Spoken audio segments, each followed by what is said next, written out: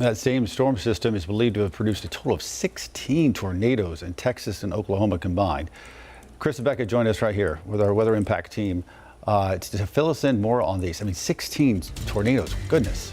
So you grew up a good portion of your life in Texas, so this is kind of that classic Texas severe weather setup. Kind of take a deep dive exactly what happened here meteorologically. Yeah, the stalled front really provided relentless rains and severe weather all across Texas, Oklahoma, Missouri, Arkansas on what was supposed to be a very busy Easter weekend. And of course, with these holiday weekends, a lot of people tend to be caught off guard.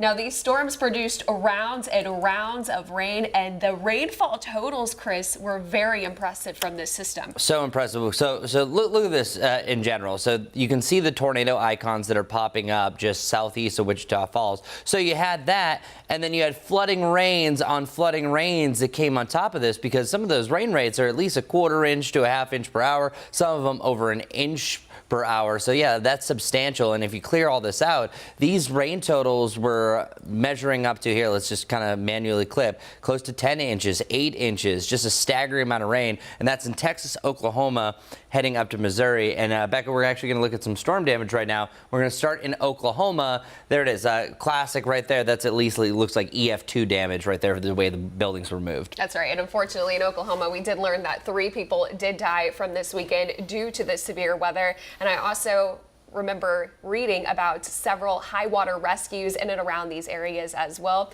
Now, what is going to come this week is another round of severe weather on Tuesday, and with how saturated the soils are going to be, there's going to be a concern for downed trees and, of course, power outages and across the areas that are still recovering. All right, now we're over to Missouri, seeing a little bit more just downed trees through this stretch. I was seeing more wind damage reports than actually tornado warnings, but hey, wind is wind. Look at the size of that tree. And Becca, that's the biggest thing with these wind events. The trees are the biggest killers, the biggest hazards. Just look at the size of that thing. For sure. And you know what? This is all headed our way, and Tuesday brings a round of potentially some isolated severe storms for us. And Becca, you brought up a really good point. So I was saying, man, I'm really surprised that there isn't some sort of storm prediction for Wednesday. You were saying yesterday there wasn't one for tomorrow, right? Yes. Okay, so that clearly shows that they're working a day behind because there's so much going on.